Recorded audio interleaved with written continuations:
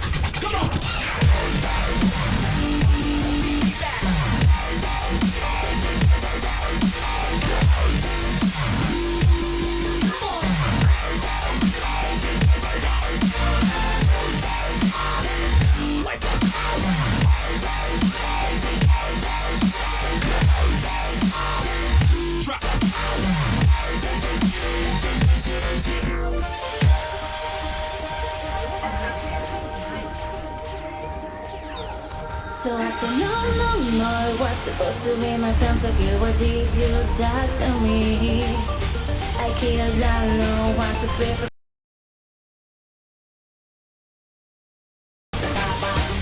No, it was supposed to be my pentakill. Why did you die to me? I killed down, no one to fear for champions. I can't believe it's rolling.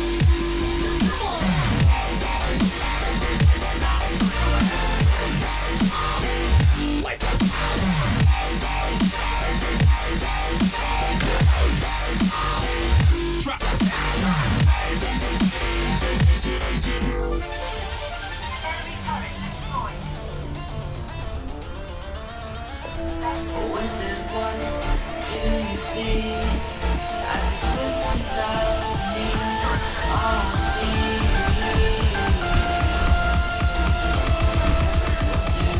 Do you see?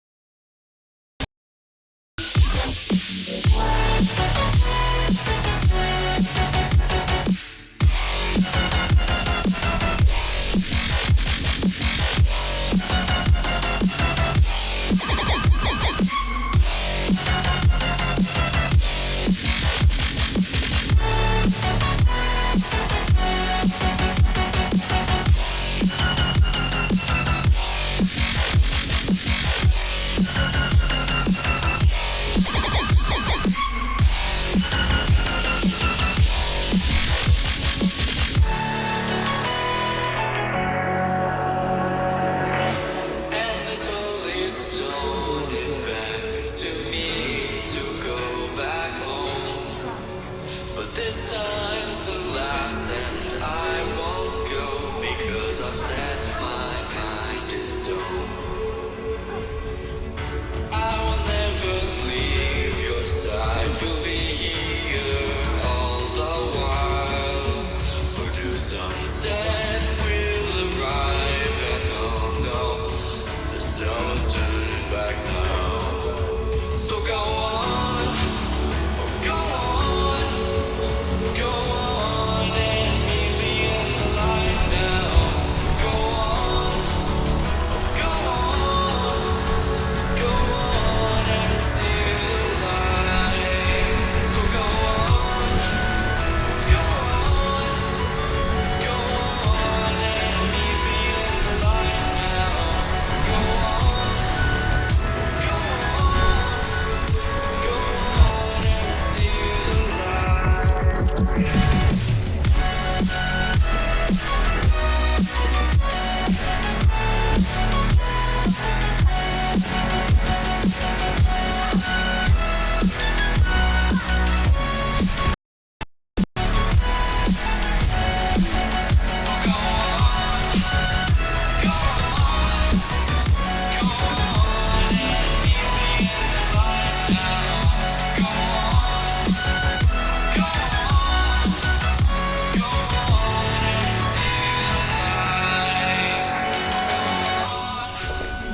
Go on, go on and meet me in the light now. Go on, go on, go on and see the light.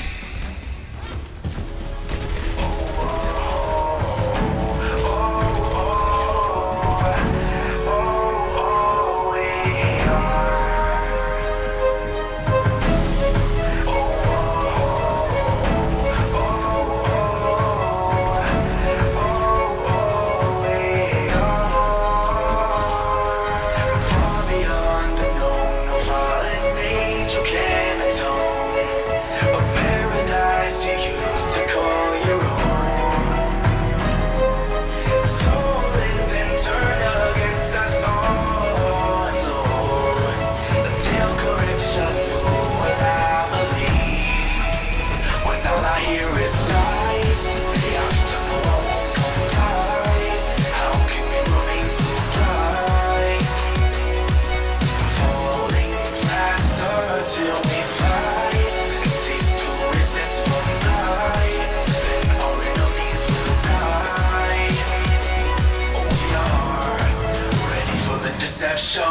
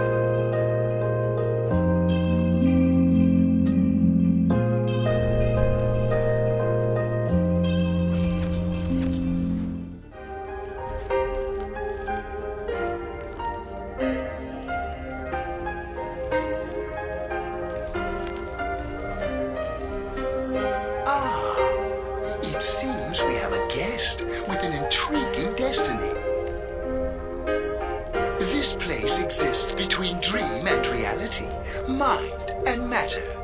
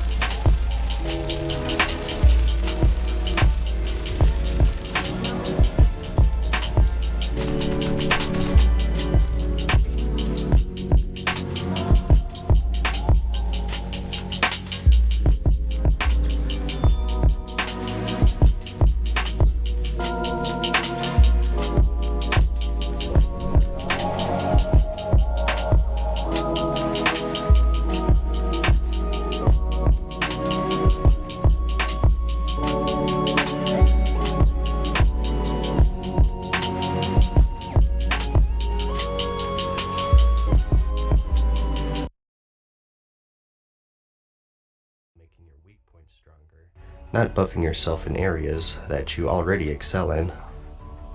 For PvP, I like Dwarf first because of their stone form pretty much. Like I mentioned, you can use this to get a clean vanish off, which is really useful against rogue vs rogue, or any class with poisons or bleeds for that matter. It even clears blind, since that's a poison as well, which is another huge advantage. Like I said, stone form is an amazing racial in Classic. It was only nerfed years later in the Wrath of the Lich King expansion because Death Knights were complaining that they couldn't kill dwarves. All their damage was dependent on having diseases on their target, so that's when they finally saw the nerf bat. But it's back to its overpowered self in Classic, which is a good thing for Alliance players. Humans are also nice because Perception as a rogue has a higher value for me. You know the old saying in vanilla, what classes can beat a rogue? Well, a better rogue of course, and anyone who's played one will know that rogue vs rogue is all about who gets the opener. For players of equal skill and gear, the opener always wins if you play things right, so Perception, which is usable in stealth, is hard for me to beat in PvP. Also of course handy for druids trying to sneak a flag pickup in the Warsan Gulch.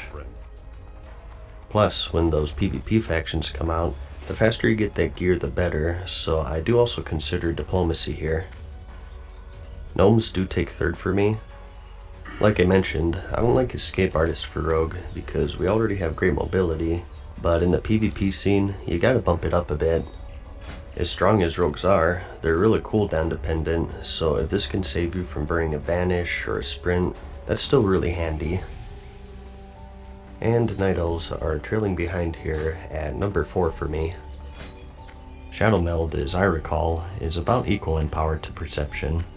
I personally like Perception for rogue vs rogue since it increases your detection rather than increasing your stealth, so you're not just wandering around mashing cheap shot as much. But on the flip side, Shadow Meld does have the advantage of being useful against everything else, such as Warlocks and their invisibility detection.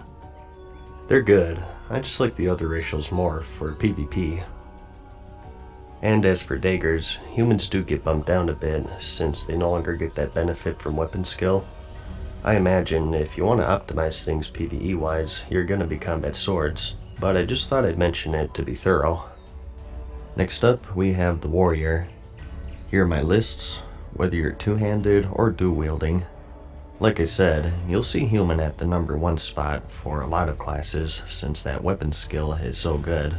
Even more so for warriors since they don't have any talents that increase it. And the rest is basically the same reasons for rogue and PvE. I have dwarves at number 2 because stone form is so good, and I do have gnomes above night elves because I think escape artist is a little more valuable as a warrior since they don't have as many mobility tools as a rogue. It could help for some fights. And on the PvP side of things, once again, I like dwarves the most for that stone form, so you can kite rogues, and get a free intercept basically, since you can go immune to crippling poison. Keep devouring plague off you, since shadow priests are probably one of the best 1 vs 1 classes in the entire game, and so on. Gnomes take second for me.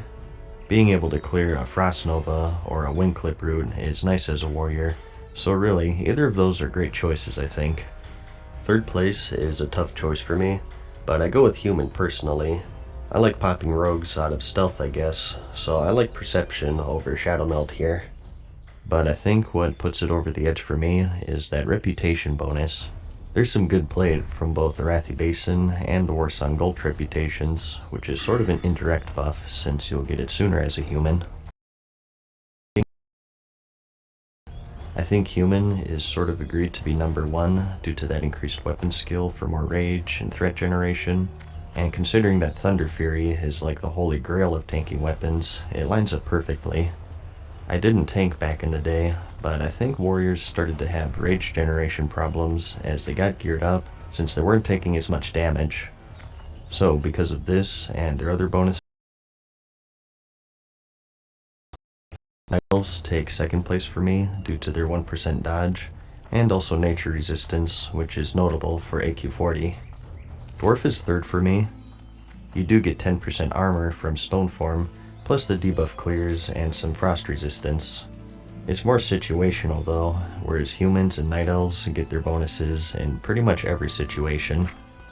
And gnomes come in last. The only positive thing you can say really is escape artist, but I mean if you're tanking, you're probably going to have a paladin in your raid, so any movement speed or rude, or just dispels in general. And the last thing you want to do while tanking is to cast something, which makes you unable to dodge or parry. So they take a distant fourth for me. Next, we have the paladin, usually relegated to healing in the PvE scene, but I thought I'd cover DPS as well because why not? Human is a clear winner here for that weapon skill, especially for retribution paladins since they're so dependent on auto attacks anyways. You really can't beat that in my opinion. I say the same thing for PvP as well, and that's because the dwarf stone form isn't as vital as a paladin I think. You can already cleanse poisons and diseases, and you have Blessing of Freedom for any movement impairing abilities. Again, I like covering weak points instead of adding to strengths, so having that perception against rogues and druids and night elves and duels is a nice bonus. For healing, your first thought is probably human for that bonus spirit, but it's not as big of a bonus as you'd think, since I think paladins got most of their mana from crits via talents. The reason why I said this is more catered to priests earlier is because not counting mana per 5, you're locked out of regenerating mana as a caster unless you don't cast something for 5 seconds. It's called the 5-second rule, and priests get around this via the meditation talent, and they also have another one that gives them some spell damage and healing through spirit. So because of this, spirit in general is much more valuable to them. Paladins, on the other hand, don't really have any bonuses like that. The weapon skill as holy is also pretty limited if you're going to be healing, so either human or dwarf I say, they're pretty even. Really, for healing, you should just go for the utility ratios rather than the numbers. If you want more reputation and perception, go human, and if you want stone form, go dwarf. You can also tank as a paladin, depending on your standard for the word. Like I said, warriors were the tanks in vanilla. I think the most the paladins tanked really were 5-mans, and maybe a few odd fights here and there. Like maybe the Twin Emperors due to their spell effects. Don't quote me on that one though. I'd say human once again for the weapon skill, but I'm afraid I'm not much help here. Sorry. Anyways, next up we have the mage. 2 choices here, gnome or human. The impactful ratios for the gnome are 5% intellect, which boosts your mana and crit, and also escape artist, which is just an added bonus. Whereas humans, we have spirit, which is pretty negligible for caster DPS in comparison to that bonus intellect. For PvP, I think it's another one you can go either way with without too much regret. It's basically perception versus escape artist and some intellect. It really depends on how much you fear rogues, I guess. If you want a more all-around useful racial, escape artist is the way to go. Personally, I prefer perception over escape artist in this case. But then again, you also have that bonus intellect. Like I said, for PvP, it's a tough choice. I guess I'd pick gnome if you force me to choose though. Next, we have the hunter. For both PvE and PvP, my choice is dwarf, again for that stone form. Having that gives you an ace up your sleeve against rogues, which is doubly important for hunters because remember, they have that dead zone. If something gets too close to you, you can't shoot it. So anything to keep people at range is extremely valuable for PvP. Plus, as a hunter, one of your jobs will be to take down shadow priests with your mana drain, so having stone form against undead with their devouring plague will work wonders for you, and it's still useful in PvE as I discussed. Night elves can do some pretty nifty things in PvP with Feign Death and Shadow Meld, and if you get a stealth pet, you can really catch people off guard if you're guarding a flag in the Arathi Basin or Warsong Gulch. To me though, I just think that stone form is too strong to pass up if you want to optimize things. As for the dwarves plus gun skill, like I mentioned earlier, ranged attacks don't glance, so they don't get as huge of a benefit as compared to melee weapon skill. They still get added bonus from the increased chance to hit and whatnot, but it's not really a huge deal.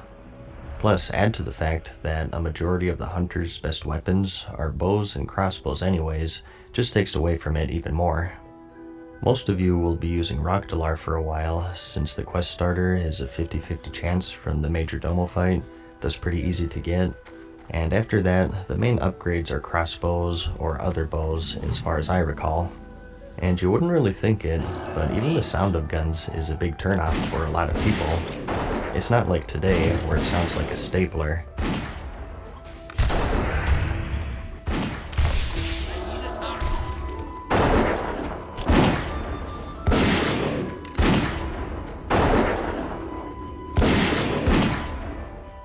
It's a musket, and it can wear on some people, especially if you're raiding for a few hours.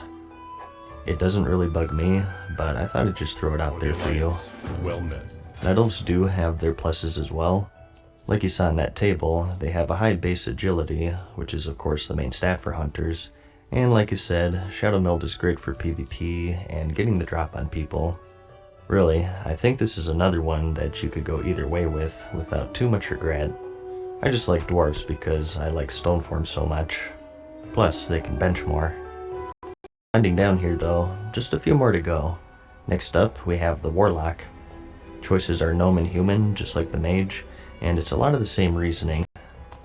Gnome is the go-to for PvE for that 5% intellect. It dwarfs that sphere in comparison, especially considering that Warlocks generate mana through life tapping anyways, which if you have more mana, you'll even save some global cooldowns. And on the PvP side of things, you can already detect stealth as a Warlock, which lessens the value of perception in my opinion. As for Escape Artist, this gets a little more value compared to my logic with mages. Getting a fear off and clearing any hindering effects will definitely be handy. And lastly, we have the Priest. I saved this one for last because it's a bit of a special case. One of the cool RPG elements back in the day was that priests got special abilities that depended on their race. And in general, these eclipse the normal racials for Alliance in my opinion. You have three choices here: Human, Dwarf, and Night Elf. Let's just go over the special abilities first. Human's Prayer, which is an instant self-heal at a 10-minute cooldown, and with no mana cost. You also get Feedback, which is a defensive mana drain with some damage. Lasts for 15 seconds at a 3-minute cooldown. Dwarves have the same Desperate Prayer, and also Fear Ward, which makes your target immune to the next fear, with a 30-second cooldown and 10-minute duration. And Night Elves get Elune's Grace, which reduces your ranged damage taken, and gives you 10% dodge for 15 seconds with a 5-minute cooldown. And Star Shards, which is a channeled arcane damage spell. The highlight out of all of these is this spell right here. You may have even heard of how good this was, even if you never played Classic. It was so good in fact that in patch 2.3, Blizzard made it available to all races. It was way too imbalanced. Fear Ward by far is the best priest racial for the Alliance, so much so that it even used to guarantee you raid spots. It didn't matter how poorly geared or unskilled you were. If you were capable of pressing this button, come on in. This was so useful to have for both PvE and PvP.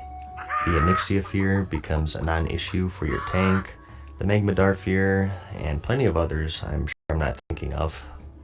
And combining that with Stoneform just makes them way too powerful in my eyes. For those wanting the absolute best mana regeneration, Human is a good choice for that 5% spirit. I talked about this during the Paladin section, but I'll say it again just in case you've been skipping through the video. Not counting mana per 5, you're locked out of regenerating mana as a caster, unless you don't cast something for 5 seconds.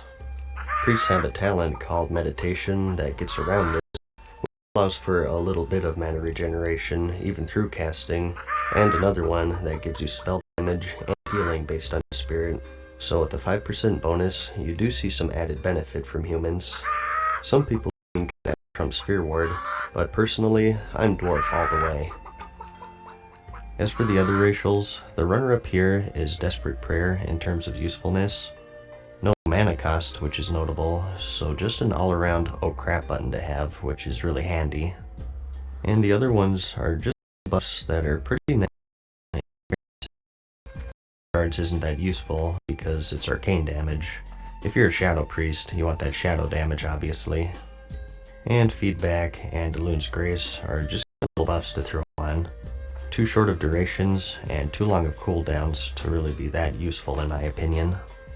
PvP healing, I have the same idea here. Utility over everything, although do note that Fear Ward is a magic effect and it can be dispelled, so it's not all powerful. I have the same with PvP DPS and PvE DPS. Guilds sometimes take one Shadow Priest for their Shadow Weaving debuff. I'm a believer that this time around things will be easier since these raids have been out for 14 years, and therefore guilds will be more lax and they'll take some of the lesser use specs more often. So with that and Fear Ward, you'll be quite the valuable member in a raid, even if you don't do the most damage. And lastly, we have the toughest choice, and that's the Druid. I know a lot of you struggle with this one, so here's my list for each category. I'll leave you to guess why I made these decisions. But anyways, that's about it for the Alliance. Again, at the end of the day, you should pick what you want. If you really like Arthas and you want to be just like him, make that human paladin. Or maybe you were like me and you thought that Dwarf Hunter in the cinematic was really cool, so you'll pick him. Just think carefully, because there aren't any race changes this time around. This will be the character you'll be spending 60 levels with. Again, this video isn't saying you must pick these races. The main goal was to shed some light on things that maybe you didn't know about. I know a lot of you are probably coming from the current game and you skipped Classic, so maybe you didn't know about stuff like weapon skill or the priest racials, so hopefully you gained some insight by watching this. Hopefully I hit all of the highlights. It has been over 11 years for me. If I have any corrections, I'll have a pinned comment for you to check out. If you have suggestions yourself, post them in the comments, and read through them as well, as I'm sure there'll be some helpful information in there. I should be back soon with the Horde video. I'll post it in the description whenever I get around to that if you favor that faction. I hope you found the video helpful, like it if you liked it, and I'll see you in the next one. Peace.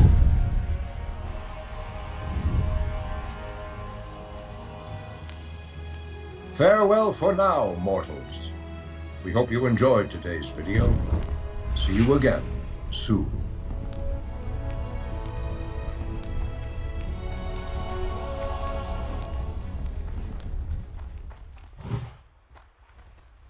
Increased weapon skill. That's how important it is. If you'd like to read more about weapon skill in general, in case I suck at explaining it, I'll have a link in the description to a full guide for that. So, Orc is the human of the Alliance. They're great all around, and you'll see them at the top of a lot of these lists coming up.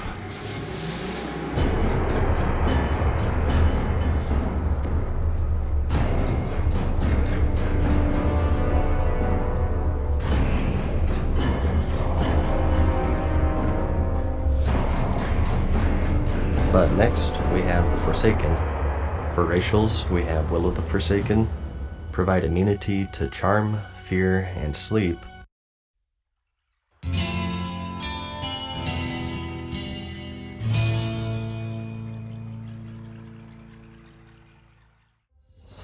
Hey guys, what's up? Mad Season here, back with another video for you.